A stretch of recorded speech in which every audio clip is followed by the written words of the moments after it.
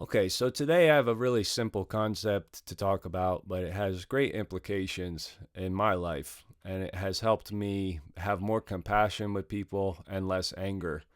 And that is that people and communities are sick instead of evil. Evil feels like something you can say to write off other people, groups as being bad and evil, and they don't deserve your compassion. They're just evil to the core. You could argue that, okay, well, you can work on evil. It kind of comes from a religious angle instead of my position, which is that they're sick. There's sickness in the world, there's sickness in mind through thoughts and beliefs. There are sick thoughts and beliefs, and they can be treated to be healthier. It happens in your own life, it can happen in a community. So if somebody's behaving due to past trauma with more violence, like an abusive person, abusive mother or father, whether it's verbal or physical, or a bully on the playground. And instead of looking at them like they're evil, you take the historical viewpoint of psychology or something and be like, oh, what's making you behave that way? And then hopefully, if that person saw this, they might stop inflicting those pains. So it just creates awareness, is what allows us to heal mentally with sick thoughts, sick beliefs. And the more awareness you bring to it and show, hey, this is that belief causes this person harm. Do you see that? Do you want to cause that kind of harm? And it can be fixed more readily than I believe looking at the world as evil. Even in a case as extreme as Hitler, okay, he's the most obvious person to bring up as a person of evil in the world. But if you look at him as sick, somebody who felt wronged, who felt like they had to prove themselves in the way he did in the world, to expunge lesser people from the world, horrible things. But if you look at him instead of as an evil person, but as a deeply sick person, or serial killers as deeply sick people, it gives you a chance to heal them, and in real time. I mean, historically, it is what it is, and we can learn from it through our 2020 vision. But right now in life, if you have somebody who is behaving in this a perverse way, that I use the word perverse because if you have to repress something you feel, whether it's sexual or violent, or even if it's like religion can put a lot of expectations on people and repress things that a lot of other cultures don't repress, whether it's being promiscuous or having sex before marriage, things like that.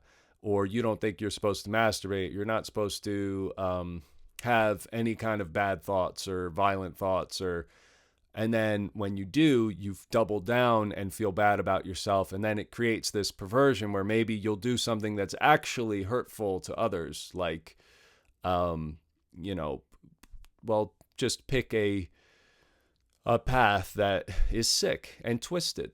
And I think that word perversion fits that. And I think that it's kind of in everybody's life to a degree, because we don't have a perfect open society, and whatever that is, it's different for everybody. It's everybody has different levels of what's open and what's closed, and it's all due to the beliefs held down from your parents and from your communities, and what you have attached your own thoughts and beliefs to in life.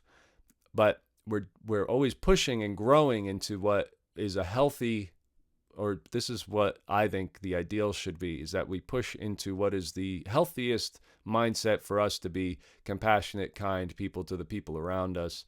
But we're dealing with these repressions and these compulsions, and they can create a sick mindset. And we're all on a gradient, we're on a scale. So everybody can benefit from growing. Nobody's perfect.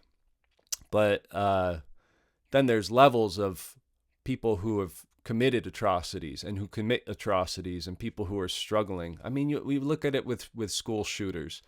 nobody ever says, well, they were perfect, happy, and really nice and big part of their community. I mean, it generally is somebody who is isolated, depressed, and dealing with mental issues. It's very, I'm not bringing up something that's that outlandish.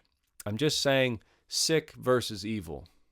If we look at the world as sick and people who, and communities who have thought viruses and belief viruses that are creating more anger, more frustration, more hate, they're not going with the nature of the world. They're going against it and causing destruction. That's a sick mindset as opposed to evil, which I think there's an argument that you could take the religious road and say, well, evil can be expunged and you can get rid of evil from people and communities. But it feels more so that people use that term to describe someone who's lost and who can't be helped and they were just evil. I don't believe that. And that helps me in my life. And I think it could benefit a lot of people to go through life this way.